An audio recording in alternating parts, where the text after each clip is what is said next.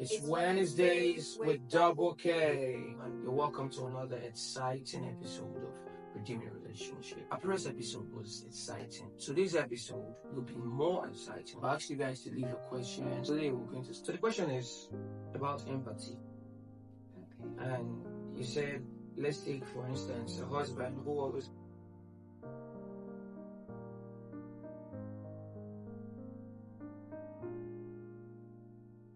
said, let's take for instance a husband who always go out, get drunk after the wife already complained, and when he comes back, the wife refuses to give him food despite being hungry. In this case, can we say the woman lacks empathy? What do you say? In this case, it is not necessarily a lack of empathy on the woman's part. It could be a response to feeling disrespected and unheard. If she has reportedly communicated her feelings and his behavior rather, and it continues, our reaction might come from frustration, not cruelty. You get? So empathy goes both ways. The husband also shows a lack of empathy by ignoring the wife's concerns. True empathy means both partners consider how their action affects each other, not just expecting understanding without accountability. You get? And I feel like depriving the husband food is not the best way, because most of these people that are addicted to alcohol, they are ready to drink on an empty stomach. Don't care, and we both know that it is not healthy. You are putting your husband's heart, kidney at risk. Yeah, you're very, very correct. But you also said something. You said empathy goes both ways. Yeah. Now, first of all, what is empathy? Empathy means being able to feel, or understand what someone else is going through. Yeah. And then putting yourself in their shoes and then responding with care or compassion.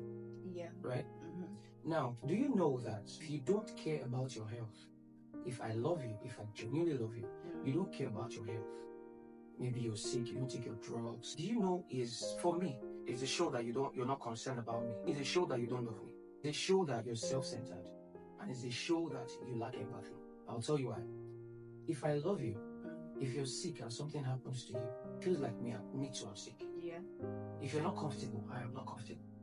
So if you care about me, you caring about yourself is not you caring about yourself alone. You're caring about yourself and me and the family, the whole family. Because if you put yourself in a situation where you're not okay, you're putting the whole family in a situation where they won't be okay. Do you understand? So it goes both ways. Yes, that was nice. Yes, I'm just trying to buttress what you said. Yeah. On the other hand, let's not also forget that there's a difference between providing support and punishing somebody.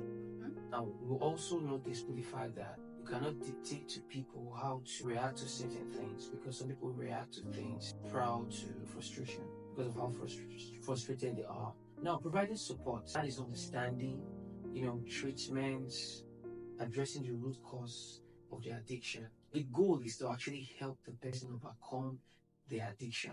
Yeah. Develop healthier habits and kind of like improve their overall well-being. I care about you. You should also care about me. Yeah, I should care about how I feel. Yeah, care about how you feel. Yeah. So you should also know that you as a man who drinks, you get drunk, you're disgracing your wife. And aside from that, the wife should also try to communicate with the husband. This man might be going through some emotional stress or peer pressure, a lot of things. Might be going through all of these things, and the only way he thinks is the best way to actually resolve this is by drinking. Actually, that brings us to actually another aspect of this. Yeah. Because many times assumptions, those things, we assume that I don't know if a lot of men are like me. I don't really know how to express when I'm going through things. I've been too used to this, and it's a struggle to change. I don't know how to express. I can be dying and you tell me, you need a penny. I'll see, apart from looking for a way to help you, I'll try to make you happy, make you laugh. And as soon as you leave, reset back to how I was feeling. Do you understand? I might even be going through depression, you will not know. Yeah. You understand it? Thank God on the husband's part, him acknowledging his wrongs, taking steps to change, that will help the situation. Because we previously said empathy goes both ways. Yeah. And then for the wife, her expressing her pain clearly, but still trying not to lose her compassionate heart. Because two wrongs has never and will never make it right. Yeah. Let me add to that. Serving him food but saying, I did this because you are still my husband. But I am deeply hurt and this can continue, right? So this keeps the door of empathy open. Empathy is not always soft. Sometimes it's strong and clear. Refusing food might not be the best thing to do. It might be a way of screaming, I matter too. For a marriage to thrive, both partners must be willing to listen, grow, and meet each other's expectations. Halfway. Like you meet me here, I meet you here. Halfway. Yes, no, it's correct. Very correct. Yeah. You meet me here, I meet you here. Right. Halfway. Because you have to sacrifice some things, some habits. I have to sacrifice some things and some habits. Yeah. So it's like we're meeting each other halfway. I'm correct. My brain did work. Don't play. What do you want to do? You brought your mouth. You're the one that brought your mouth. Mom, can't you say no? Okay, so empathy. Read the next question. Next question. So this one is coming from Peace Ventures. So you said there was something I saw online about a woman complaining that since she got married, she has been experiencing loneliness, and people were insulting her that it's because she married the wrong person. But I feel that's not true. What is your take on loneliness when you get married? This has been bothering me sharp. So this is about loneliness, being lonely as a married couple. Yeah. Are you doing your eyes like that? Are you lonely? Lonely are they tall. Ging, ging, ging, ging, ging, ging. Have you ever been lonely, dude? Of course. When we're in the big brother's house, I was lonely at some point. And you know you were always singing a song to Victoria and Heidi. Yes, now we're all lonely. She was deceiving you guys. Kasha was deceiving you guys. She was never lonely. I was lonely. You that used to kiss at night. How many nights? You used to press my bum in the kitchen when no one was there. How many nights? How many times did you kiss? No, you for chop my lips. How many times? You would have eaten my lips. How many times? At least people be cuddling every day. People were cuddling. For 71 days, people cuddled. You left me. I didn't leave you, baby. Well, I was always there for you. You know? You were never lonely. I was lonely. Okay. Me, Handy, Victoria, 3 lonely girls. Lies.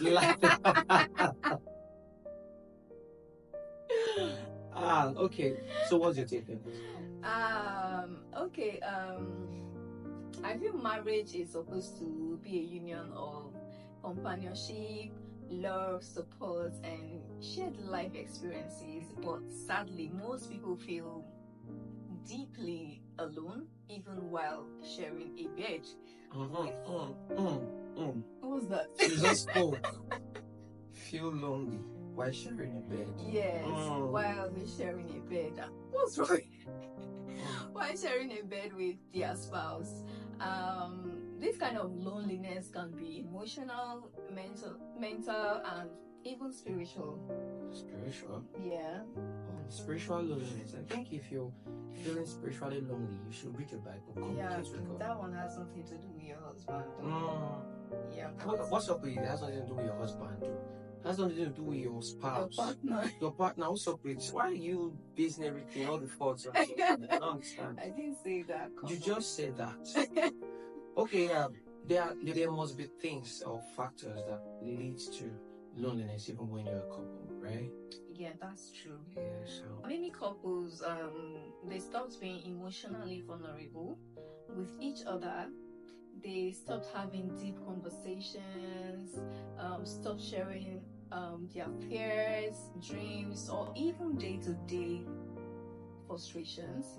Only talk about logistics, kids, bills, chores, and forget to talk about each other's hearts. You get? And imagine two people living in the same house but moving like strangers. No, how are you really doing? No genuine interest in each other's feelings. This creates emotional distance. Yeah, true, but let's not lie, it can get overwhelming sometimes. It's not easy, man. It's not easy, bro. It wasn't It's not easy, easy. but then we always try, you know. Right. It's a lifetime struggle. Yeah, another thing I think can cause loneliness even while you're a couple is when you don't communicate right, or let's say lack of communication. Do you understand? Right. You know, some couples talk a lot, but they don't truly communicate. You can be talking and you're not communicating. You know, and then one person might not feel heard or understood, or everything turns into an argument. Every time you bring up a topic, it turns into an argument. It ends up being an argument. You know, over time, they or one person might just decide that, man, it's better to just say nothing at all so that there will be peace. Yeah. Do you understand? You know, when communication breaks down, that is when connection suffers, and then loneliness creeps in. It comes in. Yeah, you sir. Shout hallelujah. Another thing is, many people go into marriage thinking their spouse will complete them or make them happy 24/7, but Too much expectation. High. yes, exactly. But marriage takes work, right?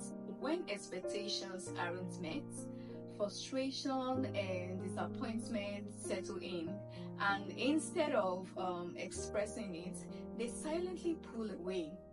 The more one partner feels like their needs don't matter, the lonelier they become. Actually, I'm going to term this unmet expectation. Right. Yes.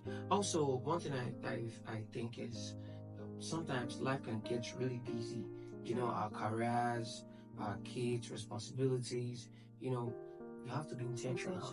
You know, they may sleep in the same bed, but live separately emotionally. Yeah. They're like sleeping in the same bed and live separate emotional lives. Yeah, you know, true. like to buttress what you previously said. No, without bonding time, intimacy fades. You know, and some will be on their phone 24/7. Yes, like my wife.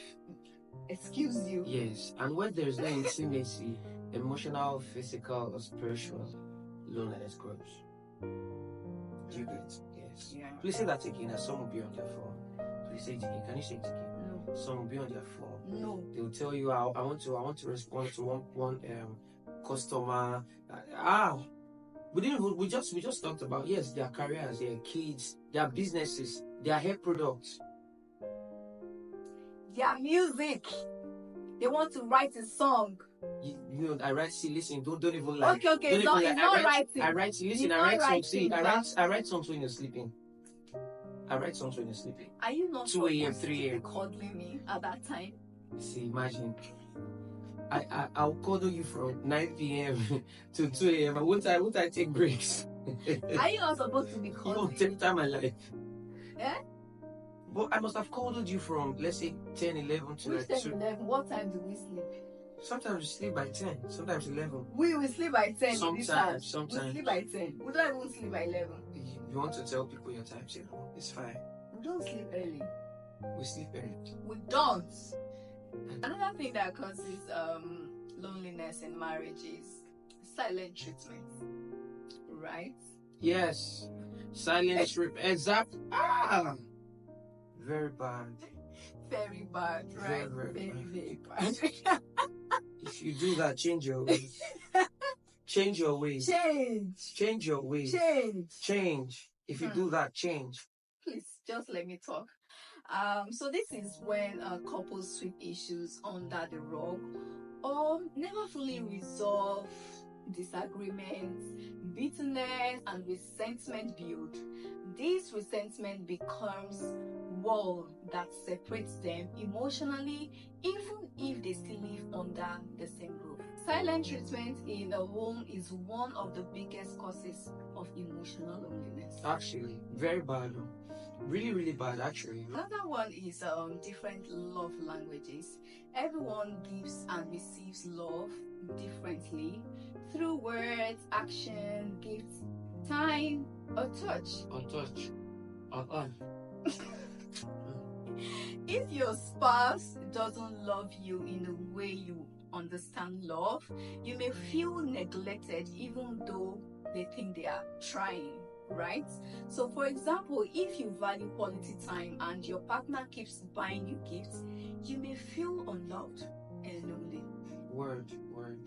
And I wanted to ask you, what's your love language?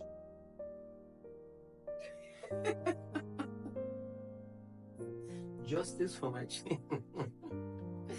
Okay, yeah. But okay. One thing also is before marriage, couples laugh, they joke, cheat, play, and enjoy time together. Enjoy each other, let's put it that way. But after marriage, if that friendship disappears and everything becomes formal or duty-based, emotional loneliness sets in. Yeah. There's a place for friendship. Like, first off, I feel you guys have to be friends before you become a couple. And then when you're not a couple, don't neglect that friendship. You miss your friend, not just your spouse. Do you understand? I understand. Are you my friend? I'm your best friend. Can't you say no? Never. Other thing is personal emotional struggles. Sometimes your spouse may be dealing with depression, past trauma, anxiety, or other emotional struggles, that they haven't healed from. They can make them shut down emotionally, or withdraw from their partner. You might feel like you checked out and then you're in it alone. But first of all, is there supposed to be a personal emotional struggle when you're a couple? The answer is no. Do you understand? Nothing is supposed to be personal. Nothing is supposed to be personal. Those two has become one. Actually, one. That's why you begin to look like me. How? You're not looking pretty. You're not looking prettier. What? Since you started looking at me, you're not looking prettier. I've not noticed. Prettier. Yeah, I've not noticed. This is your big lip. Lip that you die for. See, do I have big lips? Your lip complements my lip and mine complements yours. God knows that my lip, I have full luscious lips. That's why God gave you lips that looks like dots. Like you? Your lips look like we dots. Don't have the same shape of face. You don't have the same lips. Okay, that's not the topic though. I just said something. We don't have to fight. Then you're looking at me is even a privilege. It begins to look like winner. God forbid. Can't look like you. Winner. I can't look like you. I'm also a winner. Proud to all what you mentioned.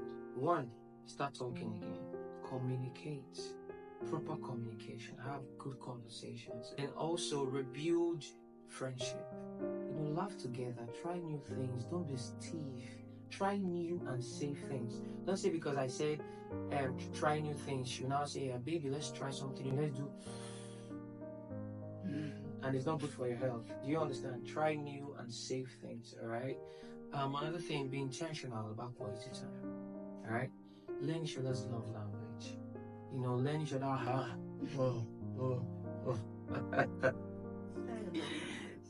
I should be asking you that question.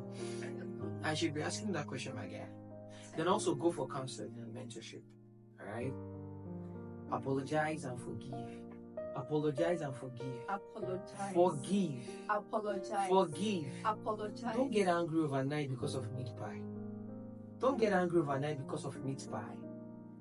Okay, let's continue. Baby. And don't yell at your partner. Don't assume everything to be yelling. Yella.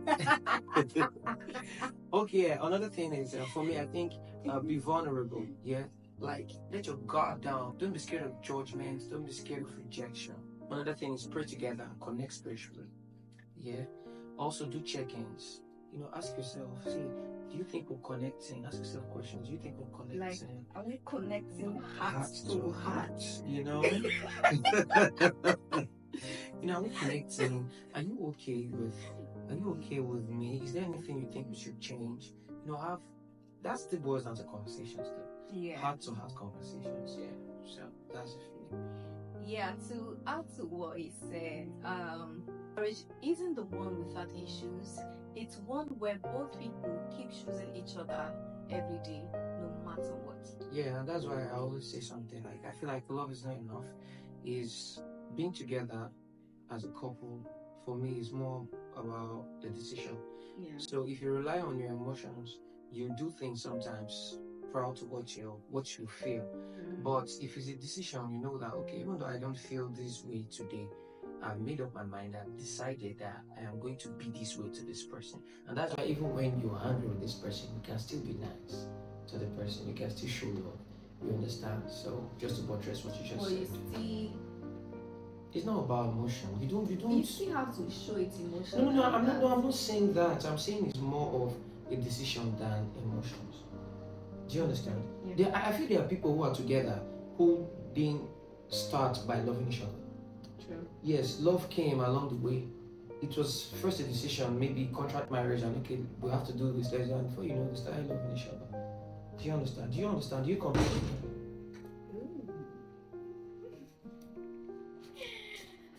Oh, can't your baby ever? What have you been doing? Can't your baby ever? What have you been doing? I was just checking something. You've not been talking to people? Have you slept? So you paused the video? Yeah. So guys, I'm back. In case you don't know, this is called locking frittata. What is that? It's my recipe. Can achieve this with a very special kind of. I know we don't use this spoon. Guys, I know you're not supposed to use this kind of spoon. Yes, I know, but pardon me, yeah? To make this recipe, you need a special kind of butter, but I won't mention the name. I'll ask the brand if they want me to mention the name. It's nice. Take your. You like black? Take. You like black? You like to use black? You wanted to say something? Yeah. What is it? I thought you were about to visit your sister. Of course now. Don't you know me? It's not supposed to taste nice. Who made it? No, man. Use your hands for that one now. Like Sakara.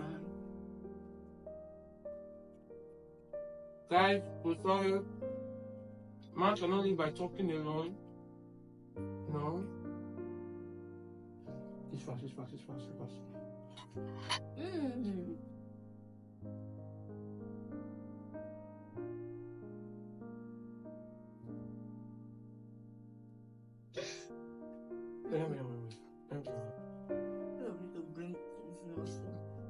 You have so much money, is that? You have so much money. Why did you buy Seriously. Why did you buy spoon? Is it my place to buy spoon? Whose place? You should be ashamed of yourself. You should be ashamed of yourself. Whose place is it to arrange the kitchen? Whose place is it to buy things in this house? It's your place. My place to provide the It's your money. place. My place to provide the money. Did I give you money to buy spoon? Why did you buy so much spoon? Did you give money to buy spoon? No. It's my bum used to buy spoon. Welcome back. Welcome back. See why I'm sweating. You will not kiss me. Don't look, guys. It's okay. Hey! I go bite you. Every time you chop my food, now so you don't chop it, now so you will get part of the fighting. Before I went to bring that food, you were doing like babes. Okay, guys. Next time, welcome back. Welcome back. I'm sorry, guys. As how she makes me. She brings out my bad character. Thank God you know you have bad character. I don't have bad character. So welcome back, guys. So we'll get straight into the next question. So this question is coming from Bundle O. It says, can a toxic or abusive relationship be redeemed? I would like to hear your thoughts on this on your next episode. And this is your next episode. The episode. So, what's your thoughts about this? Can it be redeemed? Now, massive. Yes, every relationship can be redeemed, depending on both parties. I'm saying this so you won't say, oh, any relationship can be redeemed, also I'll stay in the relationship, is toxic, it can be redeemed. No, both parties must be ready to work on it.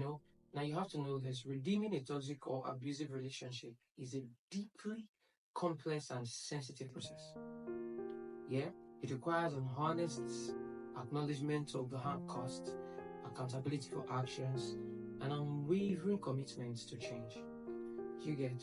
And so this commitment I'm talking about, both parties, they must be ready for a change. I know in your head you want to say, no, toxic and abusive relationship should not be redeemed.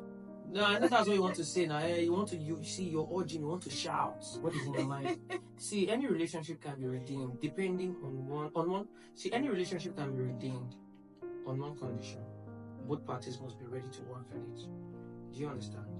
I'm not saying don't go and die in a relationship, because if both parties are ready, but if one is not ready, for me, it shouldn't be redeemed. All right? I talked about both parties working. What are they working on? Understanding and accountability, for example. Do you get? Redemption begins with both parties understanding the toxic or abusive dynamics. Yeah, the person causing the harm must take full. Sorry, I like to count. The person causing the harm must take full accountability for his or her behavior, without minimizing, deflecting the responsibility. All right. Do you understand? Mm-hmm. Without minimizing or deflecting responsibility. Are you done? I'm not done. Why that in your head? Why are you in a hurry to say it? Another way I think a toxic or abusive relationship can be redeemed is through seeking professional help. Yeah. Therapy or counseling is often actually essential in abusive situations. Do your face well now, this woman. Professionals can actually help navigate the root causes of the toxicity and kind of like provide tools to rebuild healthy patterns. Do you get? Yes. Yeah, in some cases, separation may be the healthiest option. I will lie. As I said, mutual desire for change. There must be mutual desire for change. But in some cases, separation might be the healthiest option. Because you have to stay alive. Do you get? Like I said in our previous episode, there's nothing wrong in loving someone from a distance, if that's better for you both. Alright? Another way I think a relationship can be redeemed is through healing and forgiveness. Yeah? And then also give yourself time. Growth of the time, give yourself time. It's not an overnight thing, but to take some time. But don't forget, both parties must be ready for that change. And you have to stay safe first. Don't say because you want to save your relationship. Stay safe. Very, very important. So in other words, I'm trying to say a relationship can be redeemed in both parties. If there's a mutual desire for change. Yeah? Do your face well now. What is the problem? I can. If there's a mutual desire for change. Yeah, you're actually right. You understand? But also, in some cases, the healthiest thing to do might be just separation. Okay. So that thing you want to say, you've been dying to say, I see it. Okay. Okay. Well, unless you are Jesus Christ and you came to die for the sins of the world, the answer is a big, bold, spirit-filled no. So no, really, an abusive relationship cannot be redeemed. No. Let's be honest, you are not a rehabilitation center. Neither are you the Holy Spirit. If someone is consistently draining your joy, disrespecting your peace, or using you as a punching bag, that's not a relationship. That's an episode of an horror movie. Yeah. Now, if the person has repented like Saul on the road to Damascus, what? Is going for a therapy, fasting, praying, and working on themselves without dragging you down in the process, then maybe, just maybe, there's hope. But until then, flee. Flee like Joseph. Your destiny is not tied to someone who treats you like a project. Remember, love should grow you, not gaslight you. Well, fair enough though, yeah. You have a point, you're correct. Your love should grow you, not gaslight you. If it's not safe, Ijoma, See, the thing flee. is that abusive relationship is never safe. Yeah, the thing is, It's never safe. no, in my opinion, yeah, how do you actually love someone? Like, I've never even hit my siblings, like my sisters. I actually don't have younger sisters, but I have nieces, lots of them. Yes, we live together. I've never hit them. Never. Like, what baffles me is, how do you hit someone? And then the person, yes, you claim to love, the person is on the floor, you hit the person again, the person start crying for help, you hit the person again the third time. Bro, cease. Come on, man, come on. See, if it's not safe, Ijoma. It's never safe. No, I'm not talking about, see, listen, when we talk about abuse in a relationship, it doesn't have to get to where someone hits you first, just so you know. Do you understand? We react to things differently. You understand? We react to things differently. If there's something that is actually hurting you over and over and over again, that might be abuse. Somebody might be taking your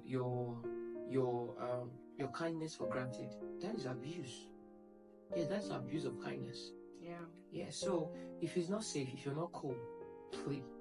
But that doesn't mean relationships like this cannot be redeemed. But both parties must be ready. Now, guys, it's fine.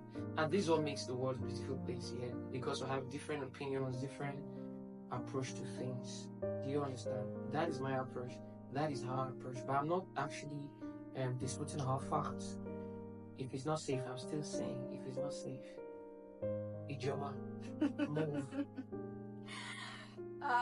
So guys, if you've watched to this part, it means you enjoyed this. So please do us well to like this video, share and subscribe, and do not forget to turn on your notification bell so whenever we drop a new video, you will be the first person to be notified. And then we would like to know your thoughts on all what we said. Yeah. You want to contribute, you want to add, you want to ask questions, feel free. If there's something you want to say, you want to share a story and you don't want people to know, you want to stay anonymous, you can DM. But if not, leave your comments in the comment section. We love you to the bone. We love you guys. Instead of doing that kiss, why don't you just what? put it here? Why? I just gave you food. Don't be mean. Also, Also, wait. So if I don't give you food, you will not kiss me. No. So if I don't give you food, don't I kiss you without food? Oh, yeah, I kiss might me. not be kissing you all the days of my Oh yeah, life. enjoy me. Enjoy me. Kiss me. I might not be kissing you. You talk too much, this woman. Come here. The stingy kiss. Imagine. Eh? Be kissing me well before the kiss start coming, because now it will not be disturbing my time. Instead of like 8 hours of my time, they'll be taking like 4 minutes.